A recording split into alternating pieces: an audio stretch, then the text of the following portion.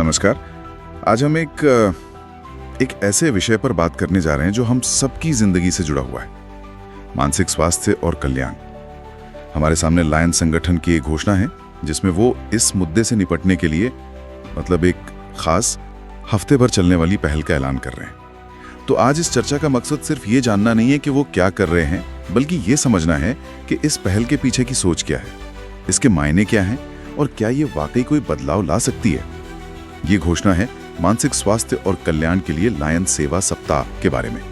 इसमें सेवा और करुणा की भावना तो साफ झलकती है, पर चलिए जरा इसकी तह तक जाते हैं, देखते हैं कि इसमें क्या खास है। बिल्कुल, और ये दिलचस्प इसलिए भी है क्योंकि ये दिखाता है कि कैसे लायंस जैसा एक बड़ा स्थापित सेवा संगठन है और वो मानसिक स्वास्थ्य जैसे जटिल मुद्दे को, जिसे अक्सर नज़रअंदाज भी किया जाता है, उसे सीधे तौर पर संबोधित कर रहा है।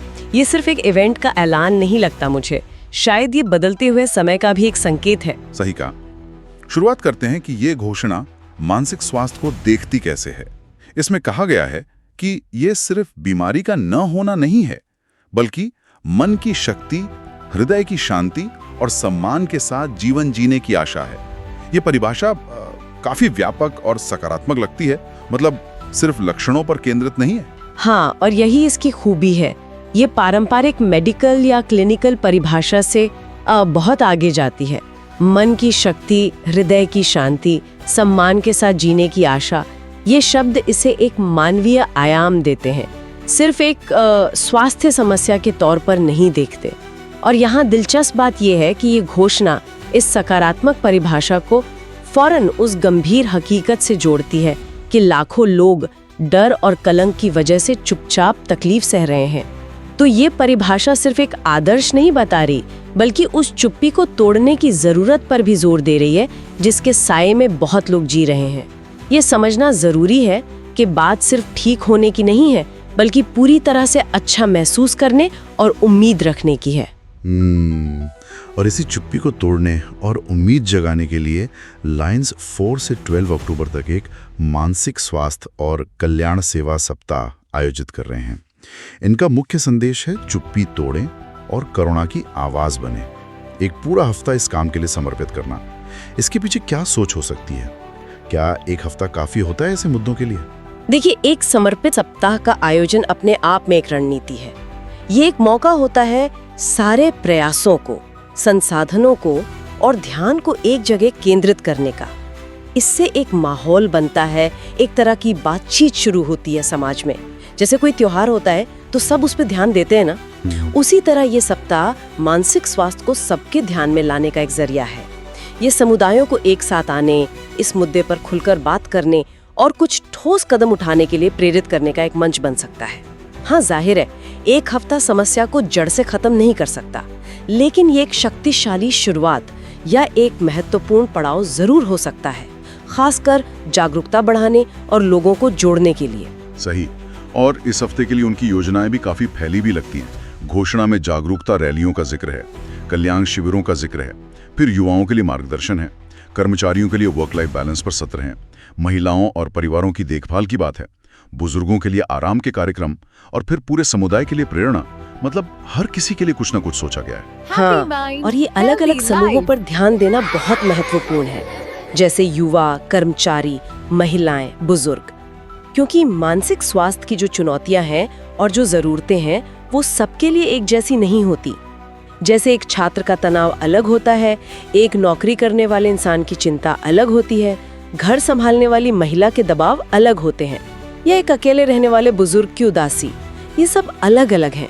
तो अगर मदद उनकी जरूरत के हिसाब से तैयार की जाए तो वो ज्यादा असरदार होगी। ये दिखाता है कि उन्होंने सिर्फ सतही तौर पर नहीं सोचा, बल्कि अलग अलग जिंदगियों की हकीकत को समझने की कोशिश की है। लेकिन एक सवाल आता है मन में, क्या इतने सारे अलग अलग समूहों पर फोकस करने से कहीं वो मुख्य संदेश या वो एकजुटता की भावना वो बंट तो नहीं जाएगी? हाँ, ये एक जायज सवाल है। बिल्कुल ऐसा लग सकता है कि इतने सारे अलग अलग कार्यक्रम करने से शायद वो एक बड़ी सामूहिक लहर न बन पाए, लेकिन इसका दूसरा पहलू ये है कि अगर आप सबकी ज़रूरतें पूरी करने की कोशिश कर रही हैं तो आपको अलग अलग तरीकों से उन तक पहुंचना होगा।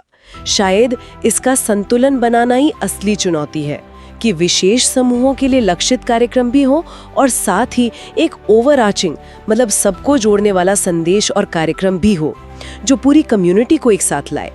अंतिम लक्ष्य तो यही है ना कि समुदाय में हर कोई महसूस करे कि उनके लिए समर्थन मौजूद है, चाहे उनकी उम्र या परिस्थिति कुछ भी हो। और इसी सप्ताह के बीच में 10 अक्टूबर को विश्व मानसिक स्वास्थ्य दिवस भी पड़ता है। इस दिन के लिए एक खास नारा दिया गया है, कलंक नहीं केवल समर्थन, मतलब नो स्टिग्मा ओनली सपोर्ट। ये कलंक या स्टिग्मा शब्द बार बार आ रहा है, इस नारे की क्या अहमियत है? ये नारा बहुत सीधा और शक्तिशाली है। कलंक या स्टिग्मा ये वो अदृश्य दीवार है जो लोगों को मदद मांगने से रोकती है, उन्हें अपनी तकलीफ छिपाने पर मजबूर करती है। ये डर कि लोग क्या कहेंगे, उन्हें जज करेंगे या कमजोर समझेंगे, असल में यही कलंक है। तो जब विश्व मानसिक स्वास्थ्य दिवस जैसे वैश्विक मंच पर कलंक नहीं केवल समर्थन का नारा बुलंद किया जाता है, तो ये सीधे उस डर पर चोट करता है। ये एक तरह का ऐलान है कि मानसिक स्वास्थ्य समस्याएं शर्मिंदगी की बात नहीं है और हमें आलोचना की बजाय सहानुभूति और मदद का हाथ बढ़ाना चाहिए। ये उस चुप्पी को तोड़ने का आह्वान है जिसका जिक्र हमने शुरू में किया था। ऐसे नारे धीरे धीरे समाज की सोच बदलने में मदद कर सकते हैं। और अच्छी बात यह है कि ये सिर्फ एक हफ्ते की बात नहीं लग रही। घोषणा में आगे की योजनाओं का भी जिक्र है, जैसे हेल्पलाइन शुरू करना, वेलनेस कॉर्नर बनाना और ऐसे लंबे समय तक चलने वाले कार्यक्रम शुरू करना जिनका लक्ष्य लाखों लोगों तक पहुंचना है। ये वेलनेस कॉर्नर क्या चीज हो सकती है, कुछ आइडिया? हाँ, वेलनेस कॉर्नर का मतलब आमतौर पर समुदाय में ऐसी सुलभ जगह बनाना होता है जहाँ लोग आसानी से मानसिक स्वास्थ्य से जुड़ी जानकारी पा सकें या सहायता ले सकें या बस थोड़ी देर शांति से बैठ सकें। ये किसी लाइब्रेरी में हो सकता है, कम्युनिटी सेंटर में या कार्यस्थल पर भी हो सकता है। ये पहल को सिर्फ एक इवेंट से आगे ले जाकर रोजमर्रा की जिंदगी का हिस्सा बनाने की कोशिश है, कह सकते हैं। तो ये हेल्पलाइन और वेलनेस कॉर्नर जैसी बातें इसे सिर्फ एक सालाना जलसा होने से बचाती हैं, मतलब ये इसे टिकाऊ बनाती हैं। बिल्कुल, यहीं पर वो स्थिरता या सस्टेनेबिलिटी का पहलू आता है जो बहुत महत्वपूर्ण है। वरना होता क्या है कि अक्सर ऐसे अभियान या सप्ताह आते जाते रहते हैं, उनका असर कुछ समय रहता है फिर कम हो जाता है। लेकिन हेल्पलाइन, वेलनेस कॉर्नर और लंबे समय तक चलने वाले कार्यक्रम ये दिखाते हैं कि सोच सिर्फ जागरूकता फैलाने तक सीमित नहीं है, बल्कि एक स्थायी समर्थन प्रणाली बनाने की है। लोगों को पता हो कि अगर उन्हें जरूरत पड़े तो वे कहाँ जा सकते हैं, किससे बात कर सकते हैं, और ये मदद सिर्फ एक हफ्ते के लिए नहीं बल्कि आगे भी उपलब्ध रहेगी। ये एक इवेंट से आगे बढ़कर व्यवस्था में बदलाव लाने की कोशिश है। महत्वाकांक्षी तो है लेकिन जरूरी भी है। सही। और इस महत्वाकांक्षा के पीछे लायंस की अपनी प्रेरणा भी साफ दिखती है। घोषणा में काफी जोरदार भाषा का इस्तेमाल है, जैसे दुनिया को हमारी जरूरत है, गर्व से खड़े हों, अपनी गहरी पीली जैकेट पहनकर लायंस लोगों के साथ, और अपने नारे हम सेवा करते हैं, वी सर्व पर विश्वास दिखाएं। इसमें कर्तव्य और गर्व की भावना है। निश्चित रूप से। देखिए, लायंस जैसे सेवा संगठन समाज में खास भूमिका निभाते हैं। वो अक्सर उन जगहों पर पहुंच जाते हैं जहां शायद सरकारी या औपचारिक स्वास्थ्य व्यवस्थाएं नहीं पहुंच पाती या जहां लोग जाने में झिझकते हैं। उनका समुदायों में जमीनी स्तर पर एक नेटवर्क होता है, लोगों का उन पर भरोसा होता है, और मानसिक स्वास्थ्य जैसे संवेदनशील मुद्दे पर जहां विश्वास और पहुंच बहुत मायने रखती है, ऐसे संगठनों का आगे आना बहुत अहम हो सकता है। उनका जो हम सेवा करते हैं का नारा है, वो सिर्फ कहने के लिए नहीं है, वो उनके काम का आधार है। वे समुदाय की जरूरतों को पहचान कर उन्हें पूरा करने की कोशिश करते हैं। लेकिन क्या ये यथार्थवादी है? मेरा मतलब, क्या एक सेवा संगठन, भले ही वो कितना भी बड़ा और समर्पित क्यों ना हो, क्या वो मानसिक स्वास्थ्य जैसे इतने बड़े और जटिल मुद्दे पर वाकई इतना गहरा असर डाल सकता है, खासकर जब पेशेवर मदद की भी जरूरत होती है? हाँ, ये एक बहुत अहम सवाल है। देखिए, लायंस या कोई भी एक संगठन अकेले सारी समस्या हल नहीं कर सकता, और ना ही वे प्रोफेशनल मानसिक स्वास्थ्य विशेषज्ञों की जगह ले सकते हैं। जाहिर है, उनकी ताकत है जागरूकता फैलाने में, कलंक कम करने में, शुरुआती सहारा देने में और लोगों को सही संसाधनों तक पहुंचाने में। वे एक पुल का काम कर सकते हैं, लेकिन स्वयं सेवकों पर आधारित होने की अपनी सीमाएं भी होती हैं, जैसे प्रशिक्षण है, समय की उपलब्धता है, भावनात्मक बोझ भी हो सकता है।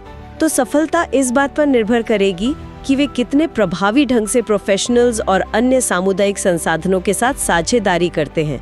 उनका लक्ष्य शायद हर किसी का इलाज करना नहीं है, बल्कि एक ऐसा सहायक माहौल बनाना है जहां मदद मांगना आसान हो और लोगों को अकेला महसूस ना हो। अच्छा, तो कुल मिलाकर इस पूरी पहल का बड़ा लक्ष्य क्या लगता है? घोषणा इसे जीवन बदलने वाला आंदोलन बनाने की बात करती है। ये सुनने में बहुत बड़ा लगता है, सिर्फ एक कार्यक्रम से आंदोलन तक का सफर। हाँ, जीवन बदलने वाला आंदोलन, ये शब्द का इस्तेमाल मामूली नहीं है। ये दिखाता है कि उनका इरादा सिर्फ कुछ गतिविधियां आयोजित करने से कहीं ज्यादा है। देखिए, एक कार्यक्रम की एक शुरुआत और अंत होता है, उसका एक सीमित दायरा होता है, लेकिन आंदोलन का मतलब होता है सोच में, व्यवहार में और समाज के रवैये में एक बुनियादी बदलाव लाना। ये कलंक को जड़ से मिटाने की बात है, मानसिक स्वास्थ्य को शारीरिक स्वास्थ्य जितनी ही अहमियत दिलाने की बात है, और देखभाल और करुणा को समुदाय के ताने बाने में बुनने की बात करता है। ये सिर्फ सेवाएं देना नहीं, बल्कि संस्कृति बदलना है। क्या वे इसमें सफल होंगे, ये तो खैर समय बताएगा, लेकिन इरादा निश्चित रूप से बहुत बड़ा और प्रेरणादायक है। चलिए, तो हमने जो चर्चा की उसकी कुछ मुख्य बिंदुओं को समेटते हैं। हमने देखा कि लायंस संगठन मानसिक स्वास्थ्य को सिर्फ बीमारी नहीं मान रहा, बल्कि मन की शक्ति और शांति से जोड़ रहा है। वे 4 से 12 अक्टूबर तक एक सेवा सप्ताह मना रहे हैं, जिसमें युवाओं से लेकर बुजुर्गों तक अलग अलग समूहों के लिए खास गतिविधियां हैं। 10 अक्टूबर विश्व मानसिक स्वास्थ्य दिवस पर कलंक नहीं, केवल समर्थन का नारा महत्वपूर्ण है। और सबसे अहम बात, यह सिर्फ एक हफ्ते का इवेंट नहीं है, बल्कि हेल्पलाइन, वेलनेस कॉर्नर और लंबे चलने वाले कार्यक्रमों के जरिए एक स्थायी बदलाव लाने की कोशिश है, जिसे वे जीवन बदलने वाला आंदोलन कह रहे हैं। और ये सब लायंस की सेवा की भावना से प्रेरित है। बिल्कुल। और अंत में ये पूरी पहल इस बात को रेखांकित करती है कि मानसिक स्वास्थ्य जैसी जटिल चुनौतियों से निपटने के लिए सामुदायिक भागीदारी कितनी जरूरी है। जब लोग, चाहे वो किसी संगठन के सदस्य हों या आम नागरिक, मिलकर आगे आते हैं, तो वे न सिर्फ जागरूकता फैला सकते हैं या समर्थन दे सकते हैं, बल्कि धीरे धीरे उस नकारात्मक सोच को भी बदल सकते हैं जो लोगों को मदद लेने से रोकती है। ये दिखाता है कि सेवा सिर्फ बड़े पैमाने के कार्यक्रमों तक ही सीमित नहीं है। सहानुभूति, समझदारी और समर्थन के छोटे छोटे कदम भी मिलकर एक बड़ा बदलाव ला सकते हैं। ये असल में जमीनी स्तर पर बदलाव लाने की ताकत है। हाँ, ये बात सोचने पर मजबूर करती है। और यहीं पर हम अपने श्रोताओं के लिए एक सवाल छोड़ जाते हैं। हमने समुदाय आधारित कार्रवाई की बात की, लायंस जैसे संगठनों की भूमिका पर चर्चा की।